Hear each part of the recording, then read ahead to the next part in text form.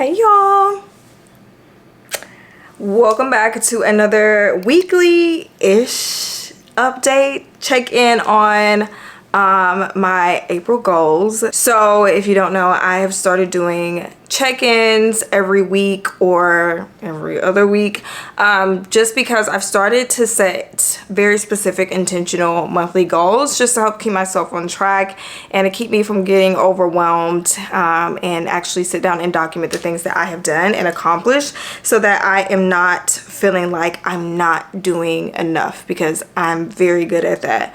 So as you can see, we have a bit of an agenda here. So we have a few things that we need to discuss. The first one being like, what's up, what has been happening, what are the roadblocks? And I will say with these weekly check-ins, girl, you will probably be like, just anticipate some roadblocks, period. And hopefully it helps you guys see like life is going to happen to everyone.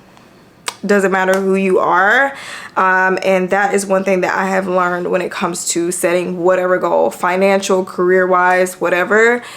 As soon as you have something that you're focusing on and a destination like you're trying to get to, here come the things, the detours and the roadblocks. And I think that's just because you're more focused on getting somewhere, and so they just seem more of an inconvenience. But first one is, I got a bill. I do work in insurance, so I was very much expecting to have like a pretty large bill. My daughter did have to get an MRI, so I went through the second opinion process and an MRI was recommended. I was not quite sure how much it was going to be, just because I didn't care to get the procedure codes and have them ran, because I'm going to have to pay for it anyway. But that MRI did come out to be about $1,500 with the visit included. There wasn't really a visit, but of course, using the facility, they're going to bill for that too. So that's one thing that I will say that has proven to be a detour for this month. And the month is just about over. I'm trying to find it on my phone so I can get the exact amount. But yeah, so that is something that I am going to have to pay for monthly. And I do have an HSA, which is a health savings account. So you can contribute to your HSA if you have a high deductible health care plan, and your employer can contribute to it as well.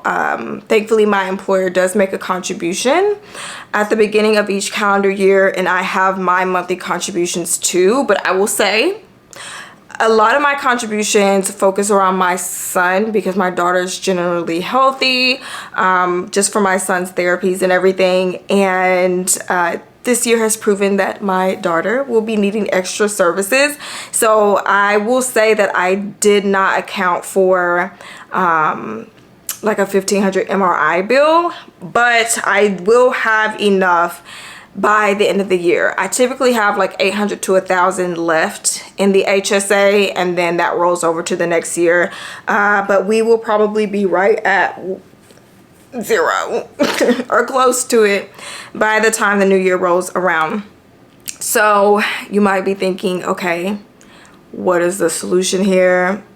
And my solution is setting myself up on a payment plan. So what I've done, because I'm trying to be intentional and strategic and not let this like throw me off balance. So what I've done for this, I will make payments on it throughout, you know, the remainder of the year. But just so it doesn't default or anything, I've set myself up on a payment plan. So they're going to deduct $100 a month from the HSA account. So it's not coming from my personal account, thank God. So they're going to deduct that every single month. And I picked this route because the new calendar year starts over.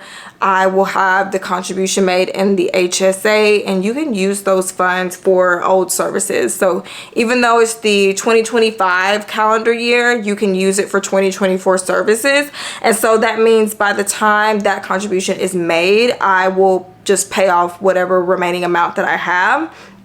It shouldn't be that much, but I'll just pay that off, and that way I don't have to wipe out my HSA funds, and I can still pay for, you know, my son's therapies and medications and things that we are needing throughout the year. So yeah, that is one thing that I will say has been happening that I've kind of had to sit back and take a look at, because I am having to make additional payments outside the HSA for this MRI bill. And then another update is taxes. Yay! So I told you guys 2024 surprisingly was the highest earning year for me in regard to my 9-to-5 as well as outside sources of income. And so that was a bit of a shocker. I could not find anyone to help me with my taxes. I typically file them myself. I just keep everything in a spreadsheet, my expenses, my my income, the 1099s and everything all in a Google document, because I'm a Google Doc junkie or Google Drive junkie. So yeah, I will say I did not pull out enough. And someone did ask if I could make a video on that. I'm not going to do that to you, because I am not the best person to ask when it comes to taxes. But it was a learning experience, and so that did leave me with a portion to pay. So for taxes, I will need to pay for state. I did not have enough back for state or federal. I did pay my state today. That was $353. So I'm out $353 for my goals. And then for federal, I'm about at $1,800. So not too crazy. It could have been worse. But I'm about at $1,800, I believe, for federal. And then I'm just going to set myself on a payment plan. And then whenever I get bulk, you know, any windfalls, I will just pay that off too. So I don't think that's really going to throw me off that much for April, but it did hurt my spirit for a little minute whenever I was trying to get myself together. So that is that on that. So let's go into my goals. I'm not going to share my screen, but I will have all of my pop-ups on the side just so we can refresh our memory on what these April goals were. And that was to pay off my smallest city card. That I got it down to $877 at the beginning of April. And I will say, why is time going by so fast? Why am I blinking and the months are gone? I'm actually getting quite concerned. I don't know if that's because, you know, that's what happens when you get older. I'm not sure, but it's like, dang, I literally thought that this month had just started, and I looked and it's the 22nd today. That is crazy.